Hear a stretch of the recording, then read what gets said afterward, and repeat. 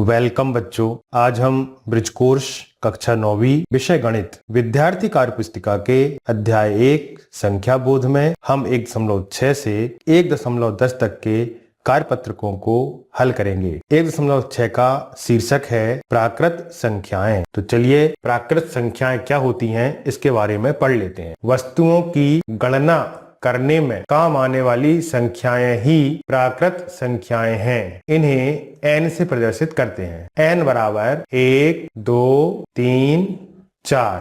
प्राकृत संख्याएं 1 से शुरू होकर अनंत तक जाती हैं। सबसे छोटी प्राकृत संख्या 1 है, जबकि सबसे बड़ी प्राकृत संख्या का निरूपण नहीं किया जा सकता है। तो सबसे छोटी प्राकृत संख्या यदि कोई पूछे तो हम बताएंगे कि 1 है, लेकिन यदि कोई हमसे पूछे कि सबसे बड़ी प्राकृत संख्या कौन सी है तो हम सबसे बड़ी प्राकृत संख्या नहीं बता पाएंगे, क्योंकि जो संख्या हम बताएंगे उससे भी बड़ी और भी कोई संख्या हो सकती है। तो चलिए हम प्रश्नों को हल करते हैं। कार्यपत्रक 6 प्रश्न 1, सत्य असत्य लिखिए। तो इनमें हमको कौन सा कथन सत्य है, कौन सा कथन असत्य है, यहां पर आपको उसके सामने लिखना है। प्राकृत संख्याएं 1 से आरंभ होती हैं, तो ये सत्य है, प्राकृत संख्या 1 से आरंभ होती हैं। प्रश्न 2 है 345 एक प्राकृत संख्या है, तो ये भी सत्य है, शून्य से बड़ी है और धनात्मक भी है। 3 49 और 51 के बीच की प्राकृत संख्या 48 है।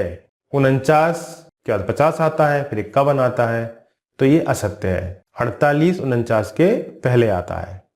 1 और 10 के बीच 10 प्राकृत संख्याएं हैं, तो ये भी असत्य है, क्योंकि यदि वो हमसे पूछते 1 से लेकर 10 तक तो 10 प्राकृत संख्या होती, लेकिन उन्होंने पूछा है 1 और 10 के बीच, तो 2 से शुरू होंगी और 9 तक आएंगी, ये हो गया असत्य। प्रथम 3 प्राकृत संख्याएं 1, 2, 3 हैं, ये सत्य है।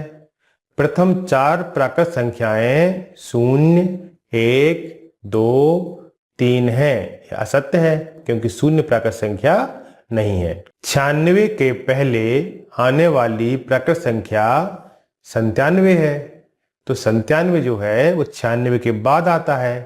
96 के पहले 95 आता है, तो यह असत्य है। 46 व 48 के मध्य की प्राकृत संख्या 47 है, तो 46 के बाद 47 आता है और 48 के पहले 47 आता है, तो यह सत्य है। 94 के बाद की प्राकृत संख्या 95 है, तो यह भी सत्य है। प्राकृत संख्याएं 1 से शुरू होकर अनंत तक जाती हैं, तो यह भी सत्य है। प्रश्न 2, खाली बॉक्स में प्राकृत संख्या इस प्रकार लिखिए कि संख्याएं क्रमागत हों। तो हमको खाली बॉक्स के अंदर संख्या लिखनी है और ये सभी संख्याएं क्रम में आनी चाहिए, बीच में कोई संख्या छूटना नहीं चाहिए, तो ये सब क्रम में है। तो 48 के बाद 49 और फिर 50, तो बीच की जो संख्या वो आएगी 49। दूसरे वाले में 68, 69, 70, बॉक्स में आएगा 69।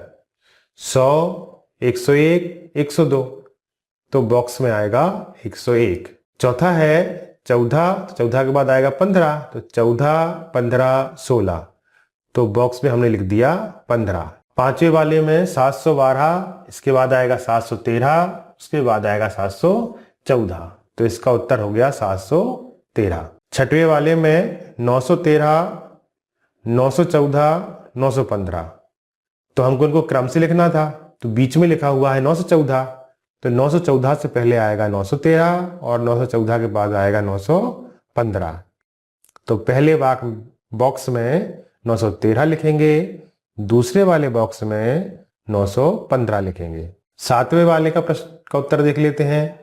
46 और 48 लिखा है, तो 46 और 48 के बीच में आएगा 47। 46, 47, 48 और आखिरी में जाएगा 49। अगले वाले प्रश्न में चूंकि बीच में 29 लिखा है, तो 29 से पहले आता है 28 और 29 के बाद में आता है 30, तो हमने पहले 28 लिख दिया बॉक्स में और आखिरी वाले बॉक्स में 30 लिख दिया।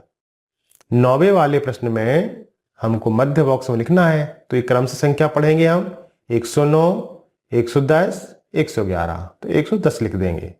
10वें वाले में 120 के पहले वाली संख्या 119 लिख देंगे और 120 के बाद वाली संख्या 131 लिख देंगे। 1.7 पूर्ण संख्याएं, तो इसकी परिभाषा पढ़ लेते हैं। प्राकृत संख्याओं में शून्य को मिलाने पर जो संख्याएं प्राप्त होती हैं उन्हें पूर्ण संख्याएं कहते हैं। संख्याएं 0, 1, 2, 3, 4 को पूर्ण संख्याएं कहते हैं। 0 एक ऐसी संख्या है जो एक भी नहीं की गिनती करती है। पूर्ण संख्याओं को W से प्रदर्शित करते हैं। W बराबर 0, 1, 2, 3, 4, 5 आदि। सबसे छोटी पूर्ण संख्या 0 है। सबसे बड़ी पूर्ण संख्या का निर्धारण नहीं किया जा सकता है।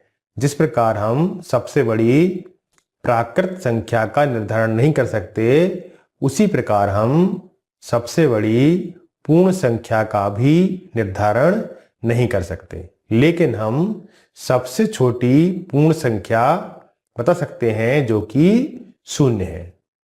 तो अभी हमने जो पढ़ा था कि सबसे छोटी प्राकृत संख्या, तो वो थी 1। अब हमसे सवाल पूछा जाता है परीक्षा में कि सबसे छोटी पूर्ण संख्या लिखिए, तो हम क्या लिखेंगे? सबसे छोटी पूर्ण संख्या 0 है। कार्यपत्रक 7 प्रश्न 1 सही विकल्प चुनकर लिखिए। प्रश्न 1 सबसे छोटी पूर्ण संख्या है, तो सबसे छोटी पूर्ण संख्या 0 है, हमने इसके ऊपर सही का निशान लगा दिया।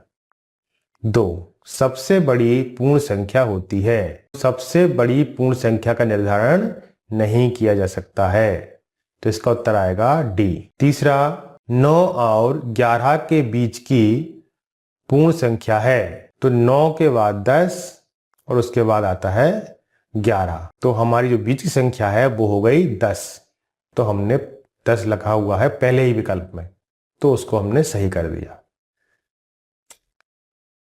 चौथे वाले प्रश्न में है 45 और 55 के बीच पूर्ण संख्याओं की कुल संख्या है, तो हमसे पूछा है 45 और 55 के बीच, तो 45 और 55 को छोड़ देंगे और बीच की संख्याओं गिन लेंगे। 46, 47, 48, 49, 50, 51, 52, 53, 54, तो कुल संख्या हो गई 9, तो इसका उत्तर हो गया बी 9। पांचवा है 17 और 19 के बीच की पूर्ण संख्या है, तो इसमें वैसे ही करेंगे, 17 और 19 को छोड़ देंगे क्योंकि हमको बीच की संख्या पूछी है, तो 18, 19, तो केवल एक ही संख्या आई 18, तो हमने लिख दिया उत्तर सी 18। प्रश्न क्रमांक 2 में सत्य असत्य लिखिए। प्रश्न क्रमांक 2 का पहला, प्रथम 3 पूर्ण संख्याएं 1, 2, 3 हैं, तो यह असत्य है क्योंकि प्रथम जो पूर्ण संख्या है वो 0 है और इसमें प्रथम संख्या क्या लिखी हुई है 1, तो यह असत्य हो गया। सबसे छोटी पूर्ण संख्या 1 है, तो ये भी असत्य है क्योंकि सबसे छोटी पूर्ण संख्या 0 है, तो यह असत्य हो गया। तीसरा 5 व 7 के बीच की पूर्ण संख्या 6 है, तो 5 के बाद 6 उसके बाद 7 आता है, तो ये सत्य है। चौथा वाला प्रश्न है प्रथम 4 पूर्ण संख्याएं 1, 2, 3 व 4 है, तो यह सत्य है क्योंकि इसमें भी प्रथम संख्या जो प्राकृत संख्या है वो 1 लिखी है, लेकिन हमसे पूर्ण संख्या पूछा है तो इसमें 0 नहीं लिखा, तो असत्य है। पांचवा, प्रत्येक पूर्ण संख्या प्राकृत संख्या होती है, तो ये असत्य है क्योंकि प्रत्येक पूर्ण संख्या प्राकृत संख्या नहीं होती, क्योंकि पूर्ण संख्या में 0 शामिल है लेकिन प्राकृत संख्याओं में 0 शामिल नहीं है, तो यह सत्य है। छठवा है प्रत्येक प्राकृत संख्या पूर्ण संख्या होती है, तो ये सत्य है। प्रत्येक प्राकृत संख्या, क्योंकि प्राकृत संख्या 1 से शुरू होती है तो वो सभी संख्याएं पूर्ण संख्या भी हो सकती हैं। 7वां है सबसे बड़ी पूर्ण संख्या 10 लाख है। यह सत्य है क्योंकि हम सबसे बड़ी पूर्ण संख्या का निर्धारण नहीं कर सकते, तो यह सत्य है। 8वां प्रश्न है सबसे छोटी पूर्ण संख्या 0 है, तो यह सत्य है। 9वां है प्रथम 5 पूर्ण संख्याएं 0, 1, 2, 3, 4 हैं, तो ये भी सत्य है। पूर्ण संख्याएं 0 से प्रारंभ होकर अनंत तक जाती हैं, तो यह भी सत्य है। 1.8 पूर्णांक। पूर्ण संख्याओं में ऋणात्मक संख्याएं जैसे ऋण 1, ऋण 2, ऋण 3 और ऋण 4 आदि को शामिल करने पर पूर्णांक बनते हैं। इनके समुच्चय को z से प्रदर्शित करते हैं। तो z बराबर ऋण 3, ऋण 2, ऋण 1, 0, 1, 2, 3। तो ये जो समुच्चय है पूर्ण संख्याओं का, तो 3 के बाद अनंत तक संख्याएं हैं और ऋण 3 के पहले भी अनंत तक की संख्याएं इसमें शामिल है। तो इन सभी संख्याओं के समुच्चय को हम पूर्णांक संख्याएं कहते हैं। इसे संख्या रेखा पर निम्न तरीके से प्रदर्शित किया जाता है। तो संख्या रेखा बनाई हमने, जो कि दोनों ओर तीर के निशान लगे हुए हैं। यह प्रदर्शित करते हैं कि इसको दोनों तरफ अनंत तक प्रसारित किया जा सकता है, बढ़ाया जा सकता है। तो हमने मध्य में लिया है 0, तो 0 के दाईं ओर धनात्मक संख्याएं आती हैं जिन्हें हम प्राकृत संख्याएं भी कहते हैं, और 0 के बाईं ओर ऋणात्मक संख्याएं आएंगी। तो हमेशा हम संख्या रेखा के दाईं ओर धनात्मक संख्याओं को प्रदर्शित करेंगे और 0 के बाईं ओर ऋणात्मक संख्याओं को प्रदर्शित करेंगे। धनात्मक पूर्णांक वे पूर्णांक जिनके पहले धनात्मक चिन्ह धन होता है या कोई चिन्ह नहीं होता है, जैसे 1, 2, 3 आदि, तो ये हैं धनात्मक पूर्णांक। धनात्मक पूर्णांकों में धन का चिन्ह लगा होना आवश्यक नहीं है। जिस संख्या में कोई चिन्ह नहीं लगा है वह संख्या धनात्मक ही होती है। ऋणात्मक पूर्णांक वे पूर्णांक जिनके पहले ऋणात्मक चिन्ह यानी ऋण का चिन्ह होता है, जैसे ऋण 1, ऋण 2, ऋण 3 और ऋण 4, ऋण 5 आदि। तो वे संख्याएं जिनके सामने ऋण लगा होगा ऋणात्मक संख्याएं कहलाएंगी, और जिन संख्याओं के सामने कोई चिन्ह नहीं लगा है वो धनात्मक पूर्णांक कहलाएंगे। 0 यह ना तो धनात्मक होता है और ना ही ऋणात्मक, यह एक उदासीन पूर्णांक है। तो 0 ना तो धनात्मक पूर्णांक है और ना ही ऋणात्मक पूर्णांक है। कार्यपत्रक 8 प्रश्न 1 निम्न संख्या रेखा पर प्रदर्शित बिंदु के लिए पूर्णांक लिखिए। तो बिंदु ए के लिए पूर्णांक है ऋण 1, तो हमने a के बराबर लिख दिया ऋण 1। यह लिखा हुआ है b, तो b के बिल्कुल ऊपर देखेंगे तो ये धनात्मक पूर्णांक है 2, तो b बराबर धनात्मक पूर्णांक 2। अब देखेंगे c, तो c के ऊपर क्या लिखा हुआ है ऋण 6 और यहां चिन्ह लगा हुआ है, तो हम c बराबर लिखेंगे ऋण 6। d के ऊपर देखो 5 लिखा है और ये धनात्मक है, तो d बराबर धन का 5। और e 3 लिखा है ऋण का, तो ऋण 3 जो है हम e बराबर ऋण के 3। प्रश्न 2 संख्या रेखा पर निम्न पूर्णांकों को दर्शाइए। पूर्णांक जो दिए हैं उनको हम देख लेते हैं। धन के 4, ऋण के 2, ऋण के 4, 0, धन के 6 और ऋण का 1। अब इन पूर्णांकों को हम संख्या रेखा पर प्रदर्शित करेंगे। अब हम देख रहे हैं कि सबसे बड़ी धनात्मक संख्या 6 है, तो हम 0 को इस प्रकार मानेंगे कि दाईं ओर 6 अंक आ जाएं और सबसे छोटी पूर्ण संख्या ऋण 4 है, तो हम ऐसा देखेंगे कि बाईं ओर ऋण 4 भी प्रदर्शित किया जा सके। यहाँ पे शून्य इसलिए माना है क्योंकि इस तरफ हम 4 अंक की संख्या लिख सकते हैं और दाईं ओर हम 6 धनात्मक संख्या लिख सकते हैं। अब हम देखते हैं हमको प्रदर्शित करना है शून्य, तो हमने शून्य को यहाँ प्रदर्शित कर लिया। शून्य को हमको सबसे पहले प्रदर्शित करना है, उसके बाद ही अन्य संख्याओं को प्रदर्शित करेंगे। तो शून्य के बाद हम देखेंगे कि दाईं ओर कौन कौन सी संख्याएं आएंगी। धनात्मक संख्याएं कौन कौन सी हैं? धनात्मक संख्या सबसे छोटी है 4, तो हम देखते हैं शून्य के बाद 1 2 3 4, तो इसके नीचे लिख दिया हमने 4। 5 संख्या दी नहीं है तो हम 6 को यहाँ पे प्रदर्शित करेंगे। अब हम देखते हैं कि ऋणात्मक संख्याएं कौन कौन सी हैं। तो ऋण 1, तो शून्य के बाद ऋण 1 आएगा और ऋण 1 के बाद ऋण 2 आएगा, तो ऋण 2 भी लिख दिया हमने। और फिर ऋण 3 नहीं दिया है तो उसके बाद इसको छोड़ देंगे हम 2 ऋण 2 के बाद और यहाँ आप लिख देंगे ऋण के 4। तो आप समझ गए होंगे कि संख्या रेखा पर किस प्रकार से पूर्णांकों को दर्शाया जाता है। 1.9 परिमेय संख्याएं। परिभाषा: ऐसी संख्या परिमेय संख्या कहलाती हैं जिसे P/Q के रूप में लिखा जा सकता हो, जहां P और Q पूर्णांक हैं तथा Q बराबर नहीं है शून्य के।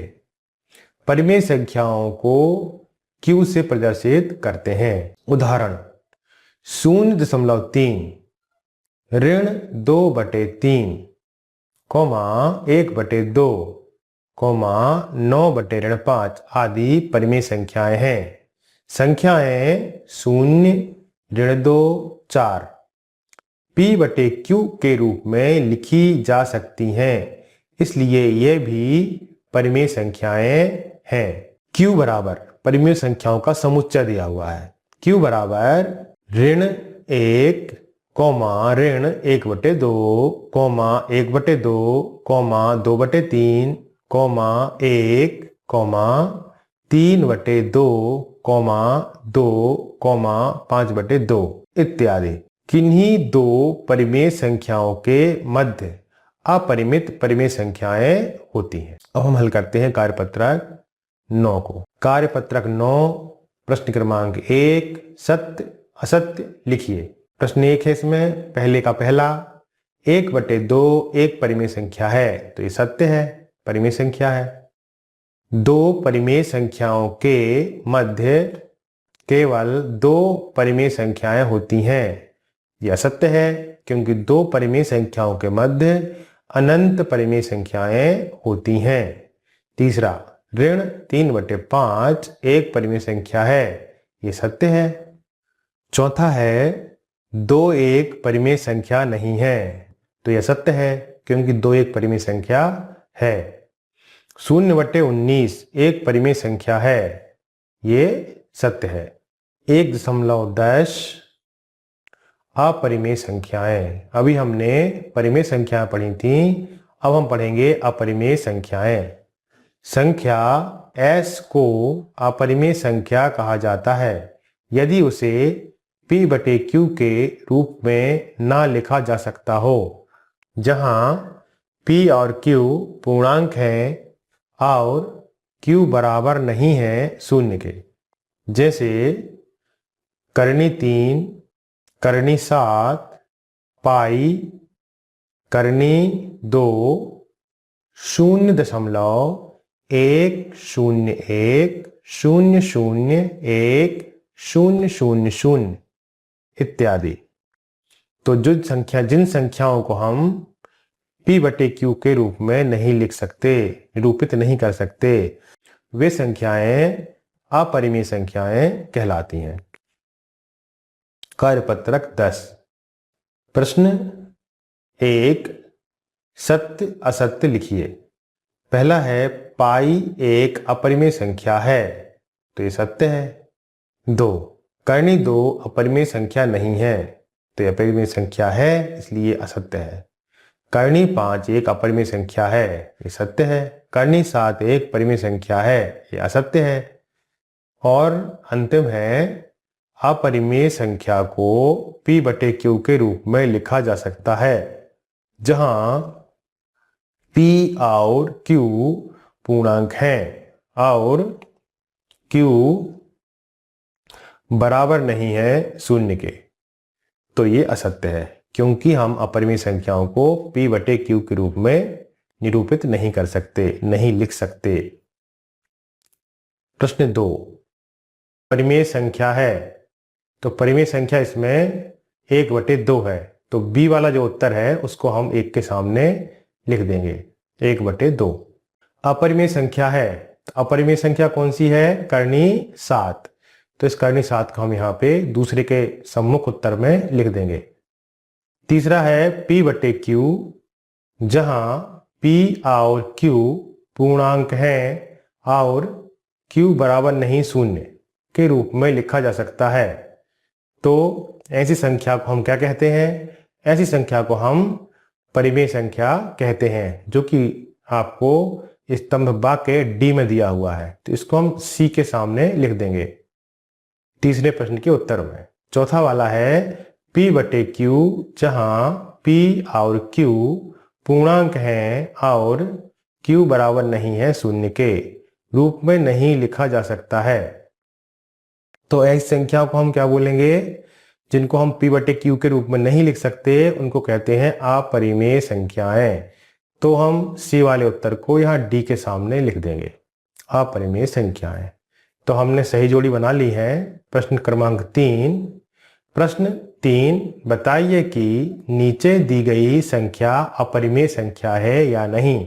तो हमको इसमें अपरिमेय संख्या है कि नहीं है, ये निश्चित करना है।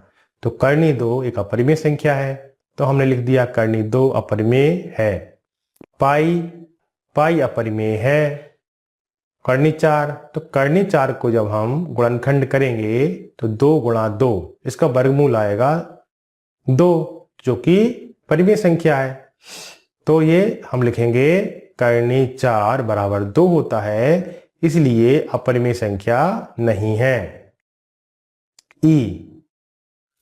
4 0.4141, तो इसमें कोई निश्चित पैटर्न नहीं है, तो हम कहेंगे कि ये जो संख्या है 0.41411 और ये डैश डैश लगे हैं, तो ये कैसी संख्या है? अपरिमेय संख्या है। अब हम अगले वीडियो में 1.11 से 1.15 तक के करपत्रकों को हल करेंगे। यदि आपको यह वीडियो अच्छा लगा हो तो वीडियो को लाइक कीजिए, अपने दोस्तों के साथ शेयर कीजिए, चैनल को सब्सक्राइब कर लीजिए और बेल आइकन को दबा दीजिए, ताकि आपके पास समय पर नोटिफिकेशन पहुंच जाए और कोई भी नया वीडियो मिस ना हो। धन्यवाद।